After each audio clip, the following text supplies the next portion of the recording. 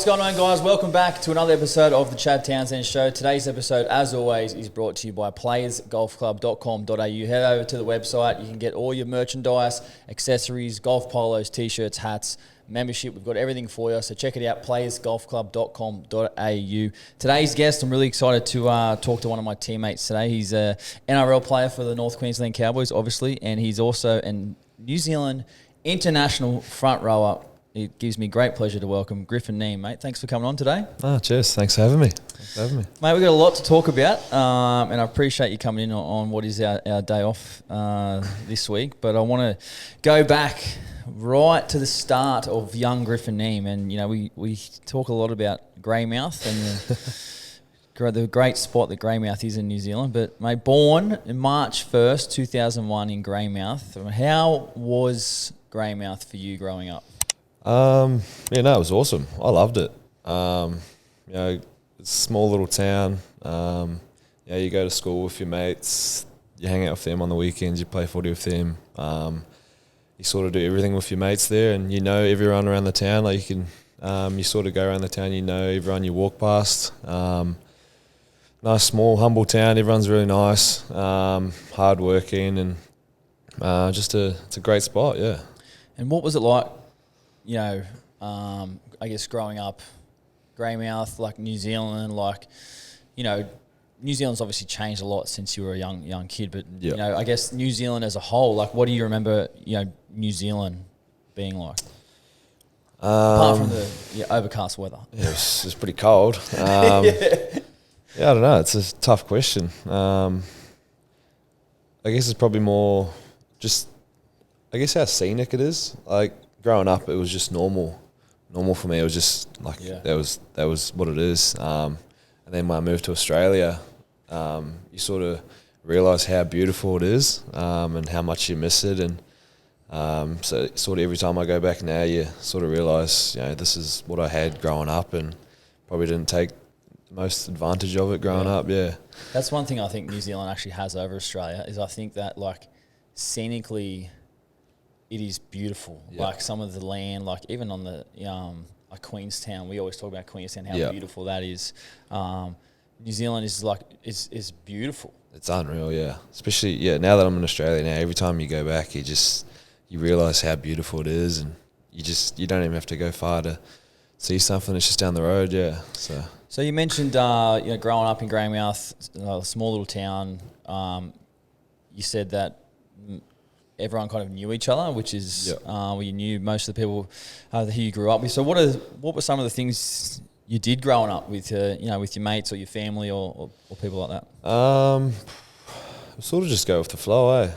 Like all my parents' friends are who their kids are my friends, so it's like we're sort of doing whatever our parents are doing. We're going on like family holidays together with family friends. And sort of, after school, it's just, where are we going now? What are we doing? Go down to the local park, kick the footy around. Yep.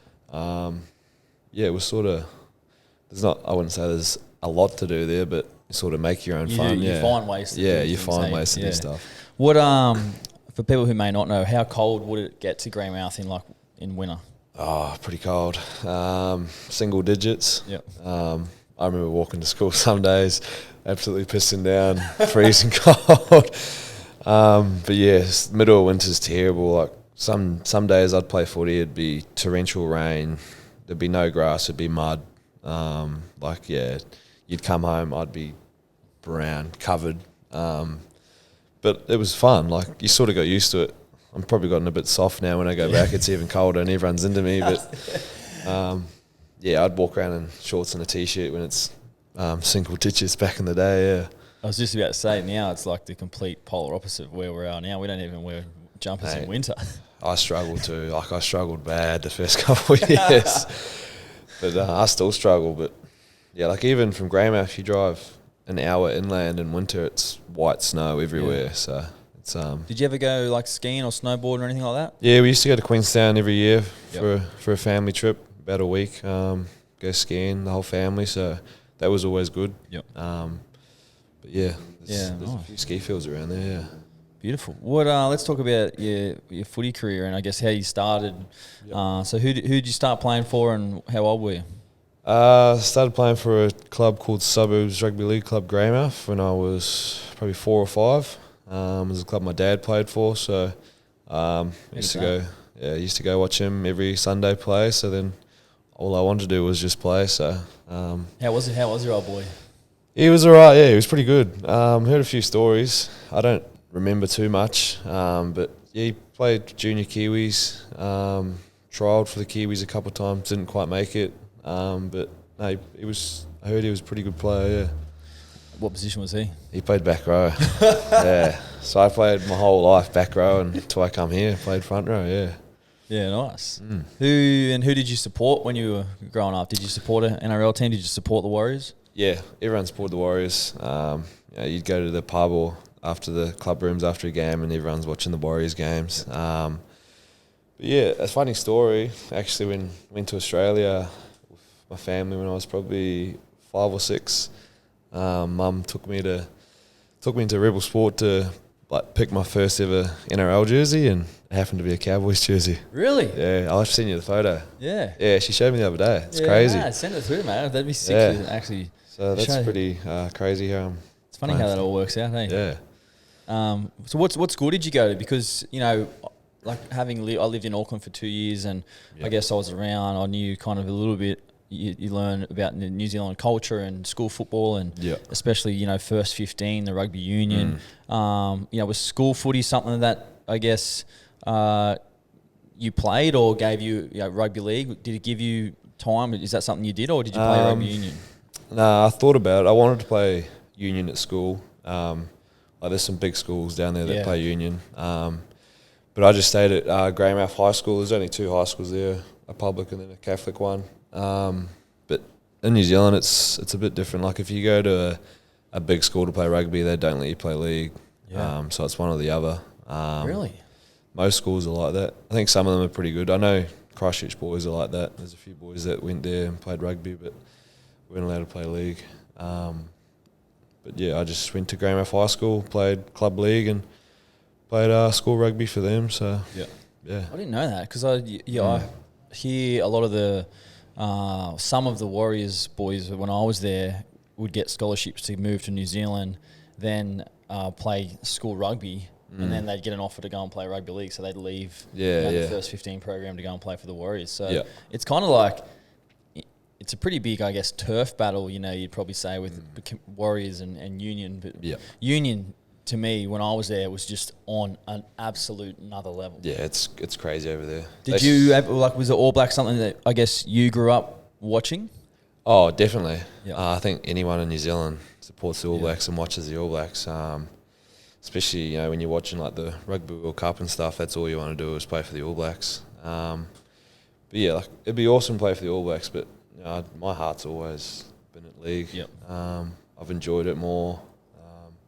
I don't know. I might play rugby one day. I haven't really looked into it, but I was always a league. Yeah. Did you? Who were your favourite rugby players growing up? I loved Richie McCaw. There you go. And obviously there's players like Dan Carter. When I got a bit older, Sonny Bill Williams was the man. Yeah. But no, all time would have to be Richie McCaw. He's a god over there. Yeah. I love. I don't so much love the game rugby union. Like I really like the players or the boys. Like I love watching Aaron Smith now, the Barrett boys. Like Richie McCaw was obviously one of the goats. Sonny Bill. I guess Australian rugby's probably declined a little bit over the past couple of years, but before that, when they had guys like Sterling Mortlock, Matt Giddo, George Gregan, there was an era there where rugby was a bit better than what it is now for Australia. But I just feel like the All Blacks, the pristine, I guess, that jersey has, it has to rub off, I guess, on youngsters, like you said. Yeah. I remember being in a bar in Queenstown, actually. There was a rugby game on, and I walked in, and I didn't even know that I was kind of blocking the TV from someone, and just this random Kiwi fella just blew me. I said, "Get out of the freaking way! I can't see the TV." I'm like, "Mate, I'm so sorry." They are pretty passionate about they love it. Some people love it, Mate, what? So you never had any offers to play rugby union when you were a young fella? No. Never. They don't. I think with rugby union being so big over there, they don't necessarily need to offer people like kids will keep playing it because they love it so much and they want to be an All Black so badly. So I think they don't have to offer many people contracts. They're just there on their doorstep. Yeah. I think that's where leagues taking a lot of people, like they're offering a lot of contracts, and I think people were just jumping at it. Yep. So what age did you think, you played, obviously you just mentioned you played rugby league your whole childhood growing up. What age did you think, hey, like I'm actually, pretty decent at football, like I want to actually pursue this and I want to play in the NRL? What age was that? I don't know. I always wanted to play NRL. I probably never thought I could. Coming from a small town, we were always a little brother over Auckland and Christchurch. It's like I always wanted to and always a dream, but there was always a lot of self-doubt. But it never really hit me until I was playing under 15s when I probably made the South Island team.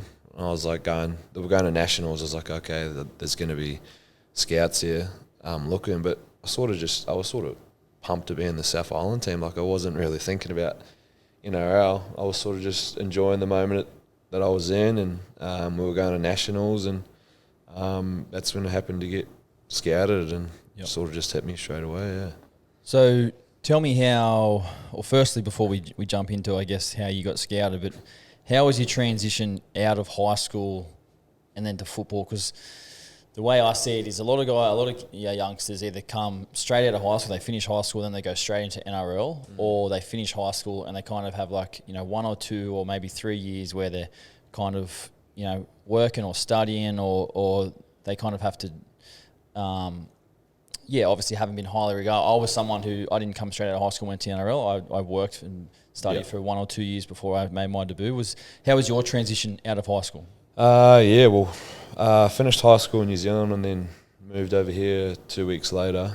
Wow. But it was just sort of on a 20s contract. Yep. I done pre-season at Blackhawks, played 18s Blackhawks, played 20s Blackhawks that year. And then I got a few weeks pre-season NRL, just like a training trial, and then went back to Blackhawks for another year. Yep. Just played Cup, and then I think I played NRL the year after that. So take me back just a little bit to where you just said before you got scouted. You played in the South Island team, and then tell me how the Cowboys came into play and how all that unfolded. Who reached out and what happened? Played the 15s national tournament for South Island, and then there was a couple scouts there, a couple Sydney teams, and then Cowboys. Warriors? They didn't really come till later. Yeah. If they come straight to me, I probably would have said but I didn't really hear much. And then the Sydney team sort of wanted me to move to Australia straight away, 15, and I think me and my family weren't comfortable doing that. Yep. It's a pretty big move at 15. So Cowboys were sort of the team that let us stay in New Zealand until I finished school. Yeah. Till I was 17. So I sort of went that way and went with the Cowboys, but it was a bit weird too because rugby league was sort of dying in Greymouth. Yep. So I just signed with them, and then football had disappeared. So we had to decide what to do.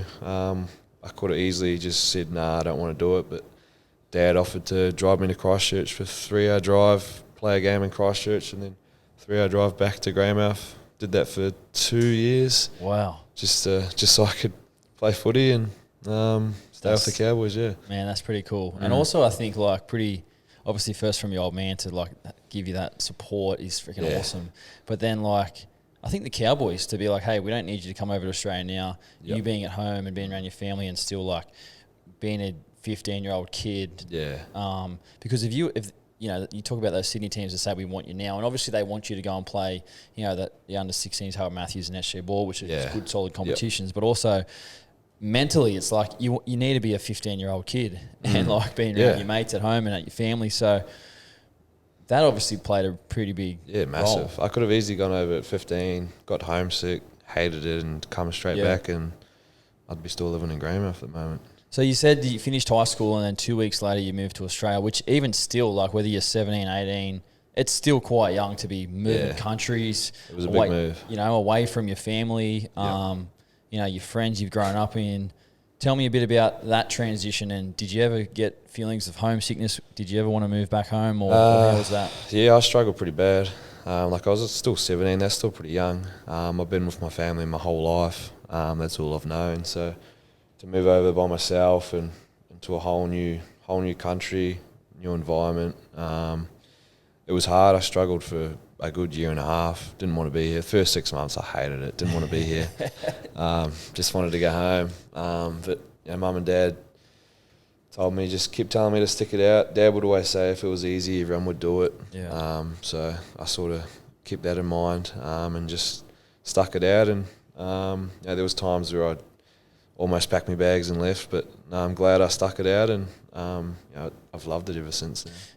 I know you are tight with your family. Like I've met your old man and your mum a couple of times. They always come to some games, which is awesome. How were they when you told them, or when you made the decision to move countries? I think your dad was pretty excited. Like he was happy for me. He's always wanted me to achieve as much as I can in footy. He loves his footy. Yep. I know mum was a bit hesitant. A little baby. I'm the youngest, her only boy. So, she wasn't too happy about it. She still cries every time I leave her now. So, she's shocking. But no, they were happy for me, but they were obviously nervous as well. Yep. They were always checking in on me, ringing me every day. So, they do care about me, and they've done a lot for me. And, What advice would you give to a young kid from New Zealand who's been scouted and has to move to Australia and might suffer from maybe some homesickness or wanting to move back home? What would you say to that kid? It is a daunting move. It's a weird one. It's like the first few days before you move. It's like Christmas. You think it's awesome. But then as soon as you move and you land, like it just hits you straight away. It'll be hard. I remember crying for ages. But you just got to tough it out, and you just got to keep busy, and it'll be one day all of a sudden it'll just click, and the homesickness will be gone, and you'll be enjoying it, and you'll look back and you'll be proud of yourself for actually doing it. Yeah. And I think, is it fair to say since you've moved, you've become I guess best mates with a lot of the boys here in Townsville? A lot of you young fellas have come through together. Yeah. Tell me a bit about some of your best mates in the team and how they've helped you with, your time here in Townsville now. Yeah, definitely. Some of the boys will be some of my best mates now. I've been here for 5 years now. So, there's been a few come up together. Me and Hamiso moved in together when we first moved here. So, me and him got along straight away, and we lived together for a few years. And, I still talk to him now. But, there's heaps of boys there. Helam moved over from Cairns. Met up with Tommy Chester, who's in the team now. Played 18s with him, and then everyone gets along pretty well on our team. We're all good mates, and I think we'd have a really strong bond amongst the team. Yeah, that's one thing I've actually found being here in Townsville is like the connection, the friendships that we've been able to form as a team. Because you coming from New Zealand, even me coming from Sydney, right? If we're not hanging out. If I'm at home or if I'm hanging out with any friend, it's one of the boys from footy, Obviously see each other every day at training, but then, whether we're going for breakfast, coffee or lunch or whatever, you're hanging out together. So that has been able to, I guess, it's helped form connections, would you say? Yeah, no, definitely. I think I haven't met any other teams, but you hear boys that come from other teams, they say, like, we don't hang out this much at other teams. Like, we're going... Pre-season, we're going bricky every Saturday after training. Yep. We're golfing every second day. We're always doing something together. It's good to see. Bloody oath, mate. That's awesome. All right, let's go to... mate, you said you moved over from New Zealand, played a couple of years for Blackhawks in the 18s, 20s, sort of worked your way up on your train and trial deal. You mentioned, you've done some pre-season, but then it gets to 2021.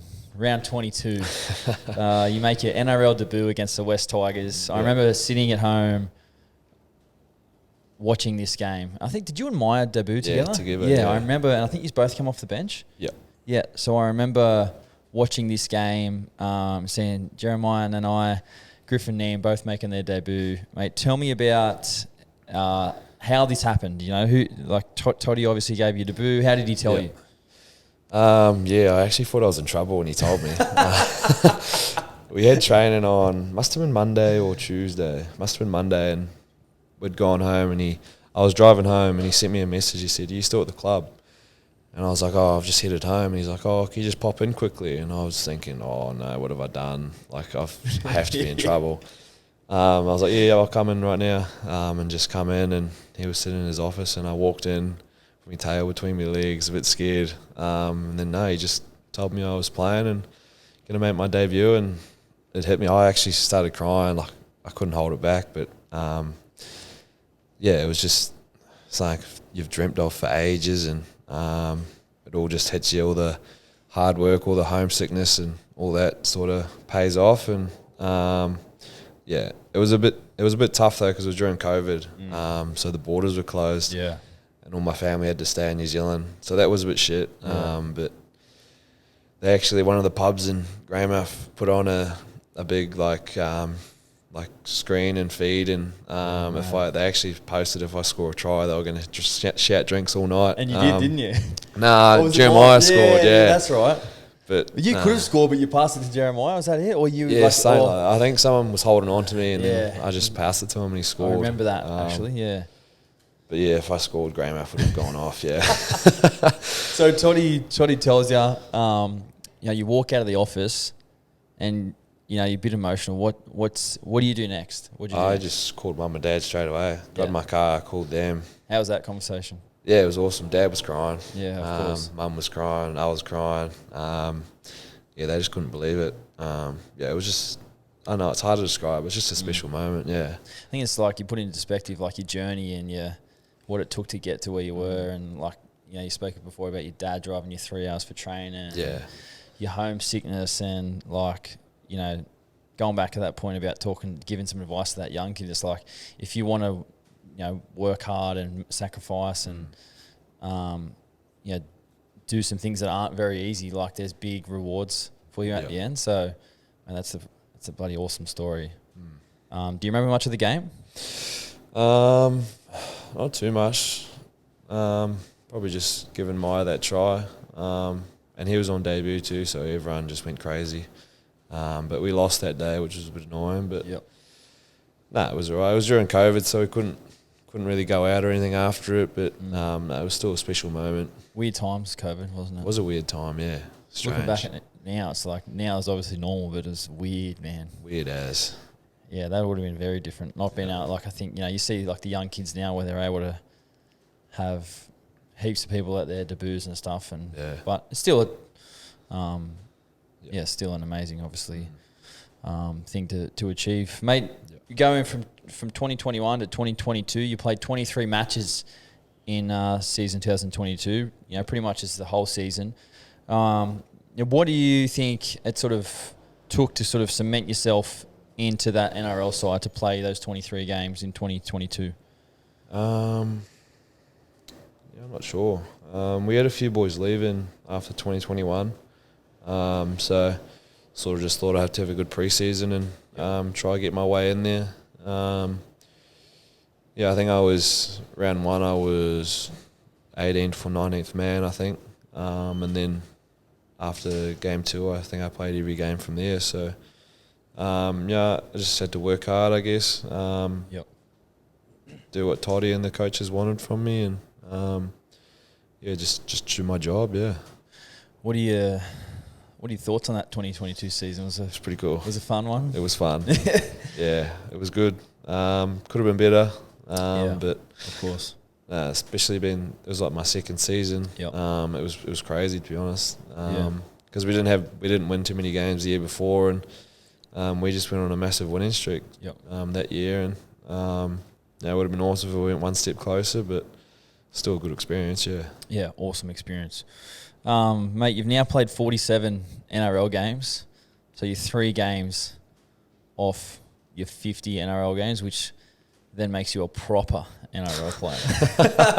An old coach of mine always said, mate, you're not an NRL player unless you play 50 games. I think the average games is like 44 or something like that. So, okay.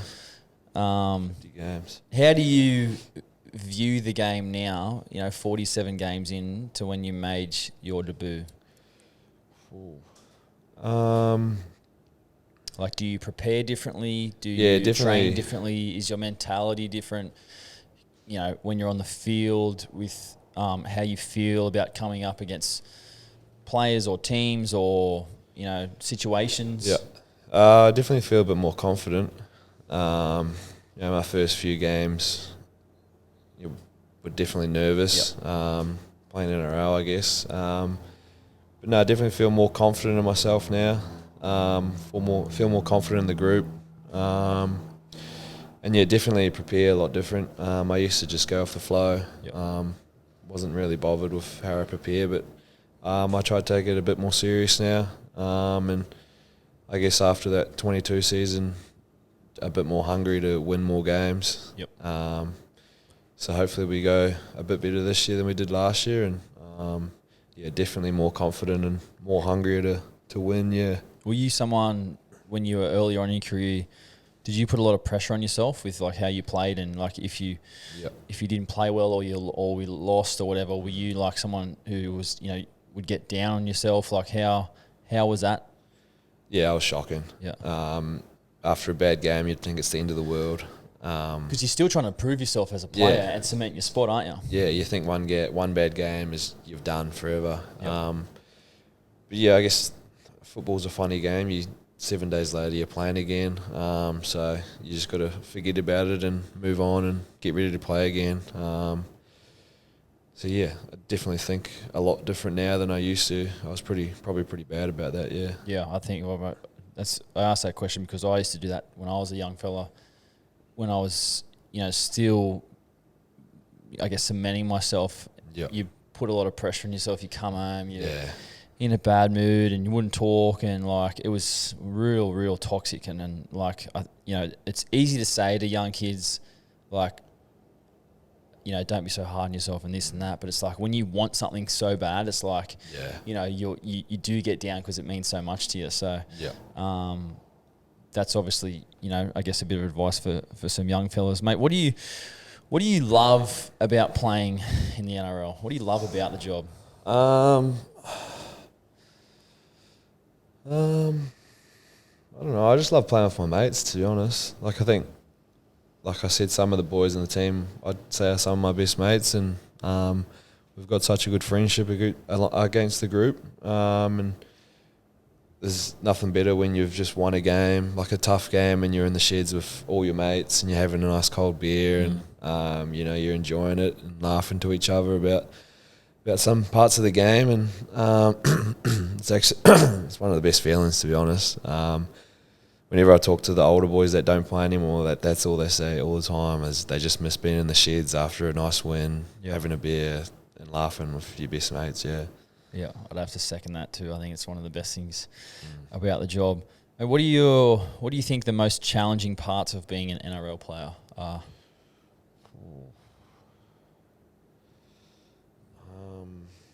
Challenging parts. I'd say you'd probably say, pre-season, losing games,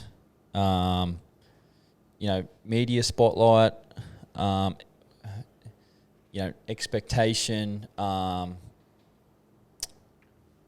those types of things. Do you think, is there any challenging things that you've been like, I found that challenging? Or, I mean, obviously pre-season just goes without saying, especially up here. Pre-season sucks. I'm glad you said it. But no, I haven't been under too much like media stuff like that. Probably wish I didn't play in the forwards when I was growing up. There's no money in tackling. The great Gavin Cooper said that, actually. And you just sore every day. Probably just the grind week in, week out, being sore. But you just got to forget about that and get on the training field and train and get ready to play again.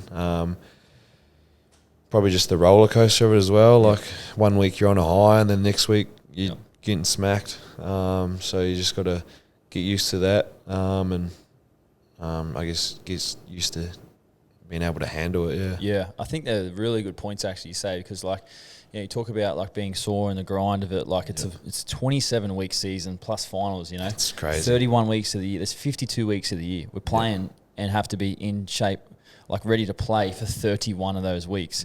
Plus you add on preseason, which is it's very, very physically demanding. So So learning to like get out of your head when you're sore. You're like, man, my shoulder's sore, my knee's sore.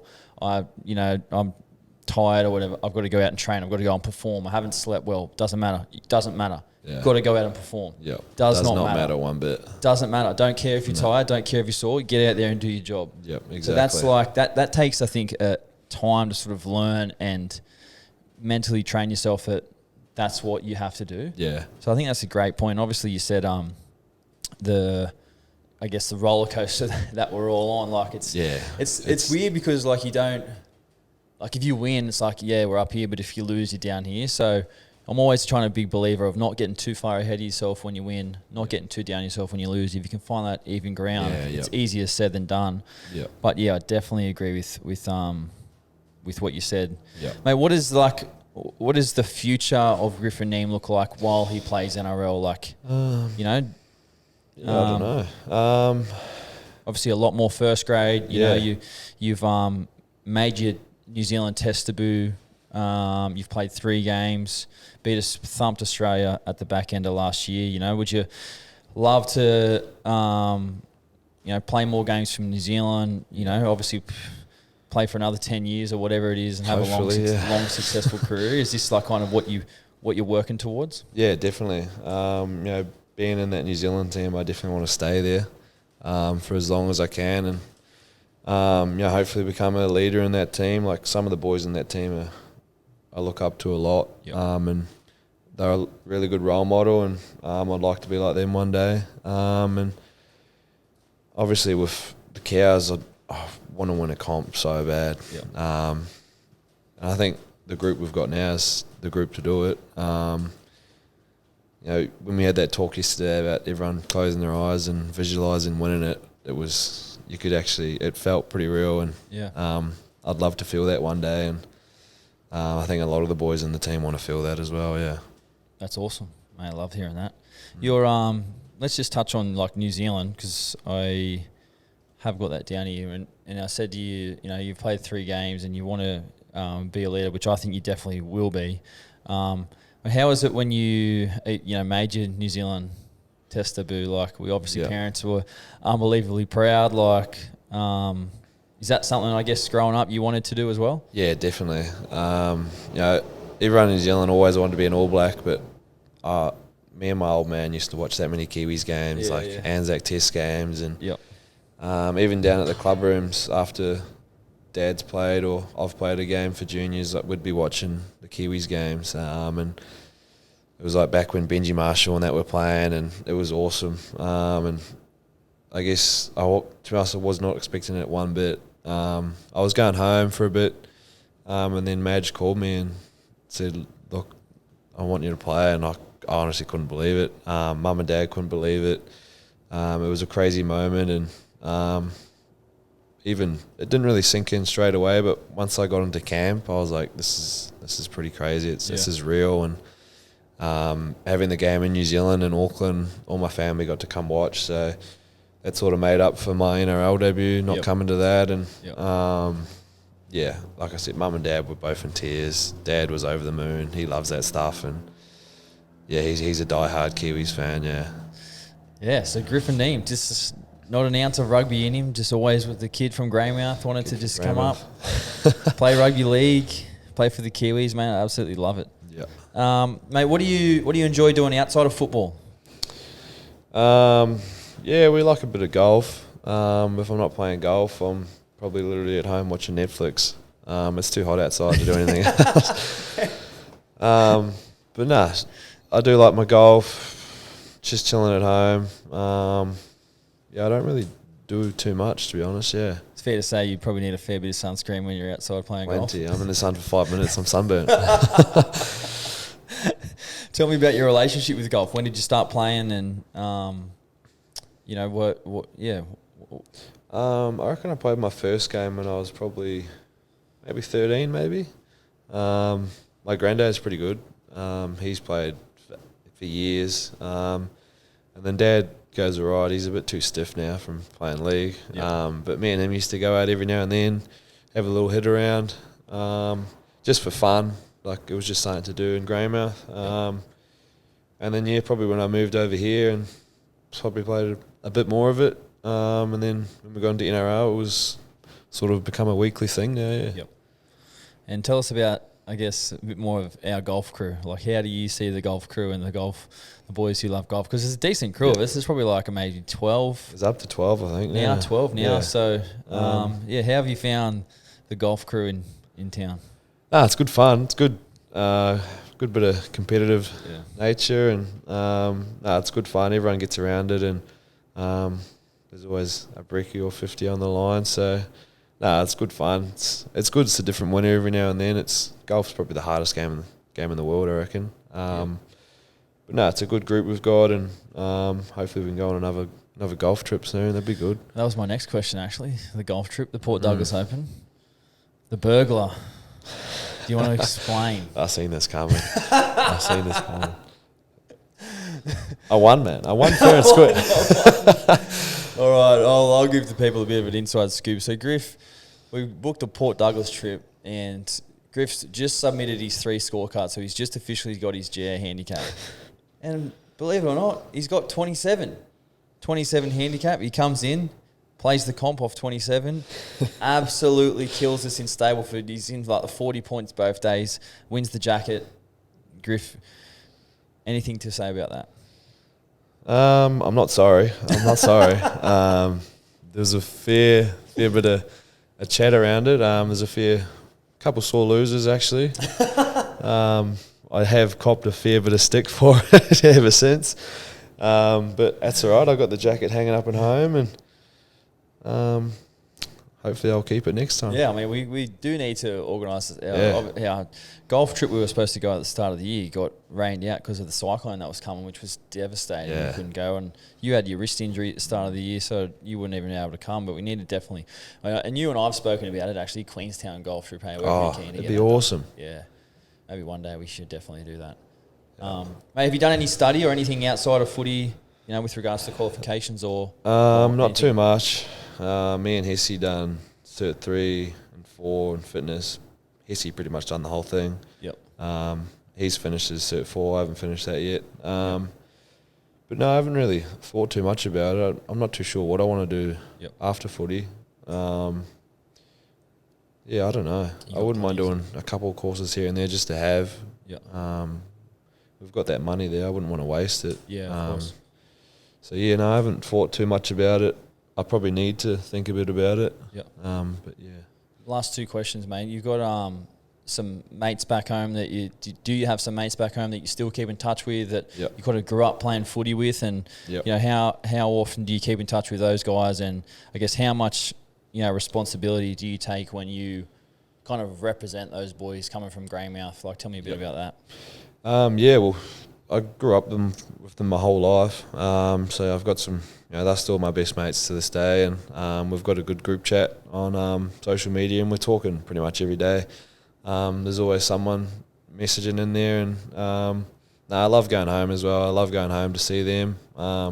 We do have a lot of fun when we're at home, and I always find time to get home after the season or Christmas time, and like all my family's there as well. So I'll always go back home every now and then, and my mates, they still know I talk to them, and I hope I'm still the same person to them. And but no, they're good. They're always supporting me, always watching the games. They're always trying to put a bit of money on me. I haven't scored that many tries, so I probably owe them a bit. But they're all good. But they do support me a lot, and do keep in touch a lot. Yeah, awesome, mate. Last question: what are your relationships like with halfbacks? Do you like halfbacks bossing you around, or hate it? Front rowers and halfbacks is like the front rower, the halfback. I actually don't mind it because there's times out there where I'm absolutely blowing, and if the halfback's just yelling at me, I will actually go do it. actually go do it. Yeah, so no, it's actually probably good that they do yell at me. If you don't yell at me, I probably won't get my job. Oh, mate, I love that, mate. Well, Griff, thanks so much for coming on, mate. I really appreciate you giving your time up, and you got an incredible story, and one that's only not even half done. You got a lot in front of you, so appreciate you coming on. Oh, cheers, thank you. Thanks for having me. And that's it, boys. That's it, guys. If you enjoyed the episode, please make sure you like and subscribe, and we'll see you guys on the next episode.